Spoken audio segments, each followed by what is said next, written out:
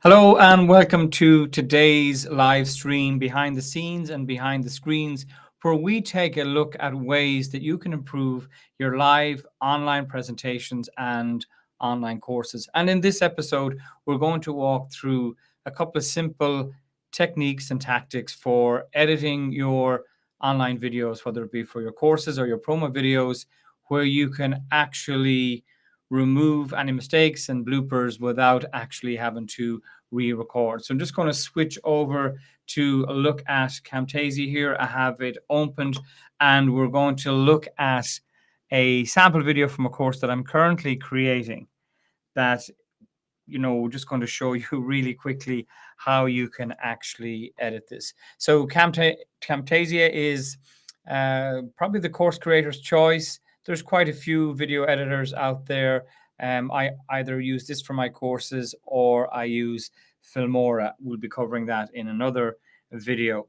And and at any time, if you have any questions about the setup here in terms of behind the scenes and behind the screens, in terms of equipment, software, by all means, reach out, comment, whether it's about the green screen, whether it's about using a teleprompter, whether it's about using a Stream Deck.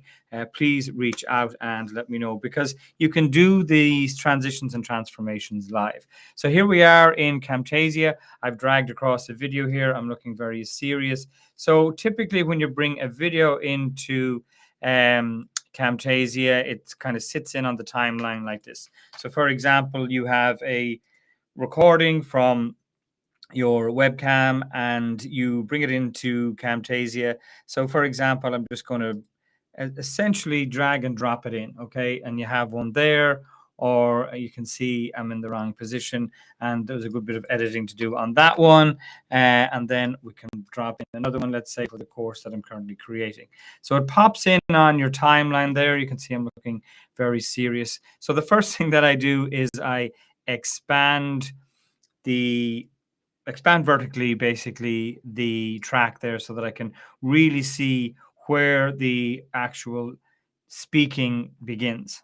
Okay. So typically, you're getting yourself ready, you're clearing your throat, you're sitting into the right position and so on. So you can basically scrub up as far as they say, or scroll up or move the cursor, the playhead right up there.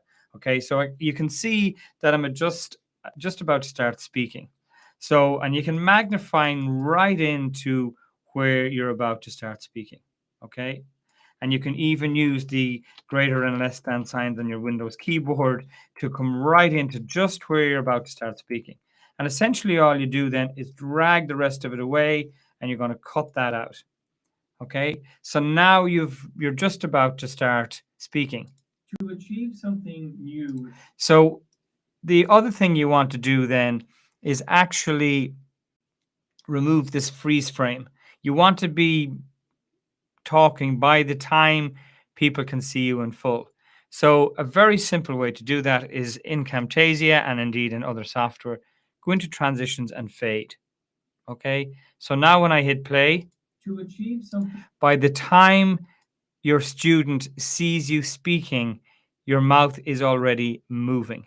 And that is really important, rather than that freeze frame look that we often see where the eyes might be even half closed, and that's the freeze frame, and it just looks so bad. So the way to get rid of that is just that fade to achieve some transition. Okay. So the other thing I like to do as well with Camtasia, or a lot of them, is I prefer to open with a white background than a black background. So just hit play. To achieve something new, we must do something new. Now, let's say, for example, I had to start again. So what I recommend is you just stop speaking. Rather than starting from the very beginning, just stop speaking. And then you can see that there's no audio there on the timeline. So it means that this is the next time I started speaking. So I could take all of this out without having to start again. Now I know that that's just a pause and it's a continuation if I hit play. However, so what I want to do there is, again, highlight what I want to cut out and simply cut it out. And you might say then, well, people are going to see where you cut it. Well, that's what we're covering right now. What we're going to do is split the track, as they say, into two, which means that for this part of the video, I'm here. And what I'm going to do is, for example, zoom in slightly. And that's what we call pattern interrupt or state change, where you're now in a different position and it looks intentional. So if I hit play, I'm just going to turn down the volume here a little bit. But if I hit play, to achieve something new, we must do something new. However, so it looks intentional rather than you having to start again, particularly when you're a few minutes into a video and you do not want to include these long pauses. Now, they look slightly exaggerated there because I've zoomed in. So, for example, if I zoom back out, they're not too bad. But again, there's just too much there. There's just too much of a space there. So again, if I hit play, so there's too much of a space there. So again, all I need to do is highlight what I want to take out and then cut it out. If you hit delete, it's going to leave blank space. So you need to cut it out altogether. Again, you can split the track. Now, after a while, you might think, well, I've a lot of different position changes. Okay, so what else can you do to remove the bloopers, so to speak, without re-recording? So another thing you can do is drop in some stock footage, which I highly recommend putting in B-roll into your course videos and indeed your promo videos as a form of pattern interrupt, but also they look very professional. Stock videos, I recommend that you pay for them. There are some free sites out there. If you can find ones that work that are free, then use them. But it is worth, investing in an annual fee. It can be $100, $200 maybe for thousands of stock videos. So let's say I want to drop in a piece of B-roll just to, first of all, reiterate the point I'm making. And secondly, to cover the edit, to cover this cut, if you like, that I had to do without having to start again. So what I'm going to do is just, all you need to do is get a bit of stock footage, bit of B-roll as it's called, and drop it in on top of the track. So let's say I'm talking about, in this case, it's about the pain of overcoming the pain of working out to get the benefits of being fit. So we drop it in, we can basically cover up where we've made the edit. So we'll just hit play. And then you really would only play up to about 3 seconds of the B-roll. And just delete. So now you have the B-roll starting before the end of where you made the change and ending a few seconds into where the next piece begins. Okay, so we'll just hit play. Let me just zoom in a bit. So we'll just hit play. Or we can start. So nobody sees, if I take this out, nobody sees this cut that I just did here because it's blocked by B-roll. Okay. So that's an example of not having to start again, where you just do a cut and you overlay some B-roll that just avoids the need for you to have to start from the very beginning. Okay. Again, there's another one here for some reason. A lot of gaps in my recordings, but for good reason, because I just leave them there. Sorry, I stop speaking to show where I want to do a cut. Now, remember, when you use the example of reframing, you want to make sure after the next one to go back and put it back to its original position. Okay, so there we go. So now we have another example of where I want to cover up, if you will, where I made an edit. So one that I've created in Camtasia is a bullet point, an animated bullet point that I've created. So if I hit play, and stop again, a lot of the time we feel. So that's the first part of the animation, and then I add some text on top of it. And I type in what I'm actually talking about in that particular bullet point. So again, here's how it happens in the final cut. And stop again. A lot of the time, we feel that the text. So I've covered up again with this type of bullet point. I've covered up the edit that I've made. Okay, so that's another example. So if we go back to the very beginning, the first thing we did was we done a little fade to get rid of that kind of freeze frame look where our eyes are half closed. We cut out a little bit of the silence, so to speak, the dead air as it's called, and we just reframed from being, let's exaggerate the reframe.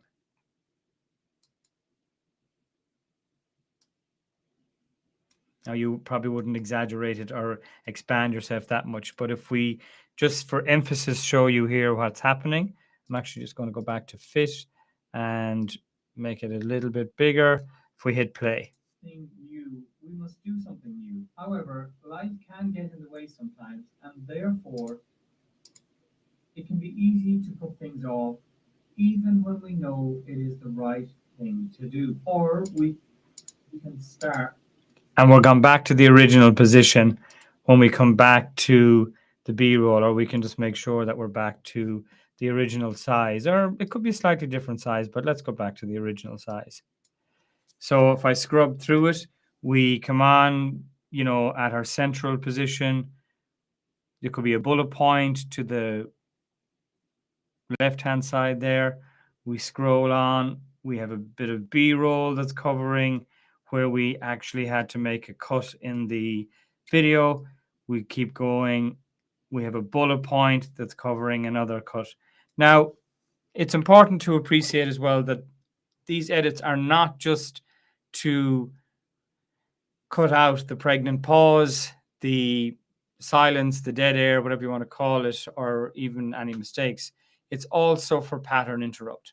In other words, we're going from being seen on screen to the B-roll or a reposition. It's with attention deficit and you know, people just being having a little bit of on-screen fatigue. It's important to break the pattern, do a state change, pattern interrupt as it's called, by doing these edits as well. So they serve two great purposes. One, look very professional, covers up actually three. So they look professional, they cover up your edits, and they provide that state change. Okay. And there's other options as well in terms of pattern interrupt as well, where you could, let's say, drop a bit of green screen footage. You know, I'm a big fan of the green screen. And then with Camtasia or a lot of the software, you go into visual effects and you can remove a color. You got to remove quite a lot of the green, not so much that the eyes disappear. And then you can resize it. So let's say you're speaking away, and next thing this guy pops up just to reiterate something. And again, you would just leave that person there for a couple of seconds. So if we right click on an image, you can pick duration, but here you just see from 24 to 26, almost 27 seconds. Okay. Another thing you can do with Camtasia is you could actually have them pop up with animation. You just do a custom animation where they start there and they end here. And this is how it looks. If I go back to fit and hit play. But in fact, in the long run, the exact opposite. And typically you would use the fade transition to fade the pop-up and fade that person out. when in fact, in the long run, the exact opposite is true. Okay, so again, you can scroll through, you can see if there's any other um, fairly significant silences. So, for example, there's one there. Again, just magnify in, highlight, cut it out, typically split the track. Now, you will see in some videos they just let it play, particularly if there isn't a significant position in where they are on the screen, and even if there is. So if I hit play, so you can see the cut there. Some people actually leave those in. It's kind of the nature of how TikTok is done, where there's, it looks like the person making the TikTok video hasn't even taken a breath, because you've only got 15 to 30 seconds. Well, you can make them longer now, but every second is important. So we've kind of moved on a little bit from not really minding as such as an audience or as a viewer of a video seeing that cut. But I prefer to make it look intentional. Okay, so I would split it, even if I move myself slightly to one side. Okay, so thankfully, I guess thanks to TikTok, and the way videos are edited right down to the millisecond, then that movement is also okay. So you could leave some of them in there. Okay, what some people do as well is they might use some of the transitions like 3D rotate to really emphasize that they're kind of starting something new, or a new point within the video. Okay, and you can actually zoom right in. You can really exaggerate that. Now, you wouldn't do it kind of midpoint or even, of course, mid-sentence, but if you're moving on to a new paragraph, let's say, or a new point within your video, then you could really exaggerate the transition, and there are many of them within Camtasia and these other programs, to again allow you to edit your video in a way that is cutting out the mistakes without having to re-record, but the edits look very intentional. Okay. And again, a lot of us kind of feel like this when we start out first making our videos and equipment and stuff like that. And we're trying to do all these kind of things. And really all we're looking at doing is starting and improving. And a lot of people get frustrated when their edits aren't, or their recordings and indeed their edits aren't going according to plan. More so the recording, and they think, I really have to do this over and over. The reality is that if it's reasonably good, then you can use editing to make it even better rather than starting. Now, sometimes starting over, if you feel that you really need to start over, then by all means, I would encourage you to start over and re-record the entire thing. The big reason for that is that sometimes you can't, it takes so much editing to make a bad video good that you might as well start again. Okay, so that's one thing to consider. The other thing to consider as well is that starting again and re-recording, particularly when you're starting out, I used to get frustrated with, oh, I have to record this again, and then had the realization that if I re-record it, I can put it down to practice, and the more I practice, the better I'm going to get, and then the less editing I'm going to have to do. So please don't get frustrated if you have to make a video twice, 3 times, 4 times, because just put it down to practice. It's going to be a 2 or 3 minute video. If you have to redo it, it's not the end of the world, but it definitely is that opportunity to practice and to really get good at using software like Camtasia, where when you practice the recording and you get it right, then there won't be a whole pile of editing. I still suggest in a lot of cases that you would add that little bit of B-roll as well, and allow you to, improve all the time and have that as well. So thank you. yeah, thanks for the comments coming in there. By all means, feel free to um, ask a question or share your experience as well wherever you're watching this as well. So, by all means, feel free to do that. So the final piece then is, we might scroll on and we come to the end. How do we end our videos? Well, very simple. We come right over to the end. We make sure that this is the end, which it is. You can see, and again, the same as we enter the video, we exit the same way. In other words, we fade out. So we really want to magnify in on the end here with Camtasia. We know that we're stopping the conversation, if you like, and the speaking right here. So cut that off at the end, and we can magnify down a little bit, and we just hit play as you wish to share it. So what I tend to do is, again, fade out with the fade transition in Camtasia or whatever software. Most editing software has the fade, and we might exaggerate it slightly, maybe right up to a second, as often as you wish to share it. So again, between a second and a half a second, where you're fading out, not the audio, just the video, okay, as you are ending the video. And that's pretty much the end of it.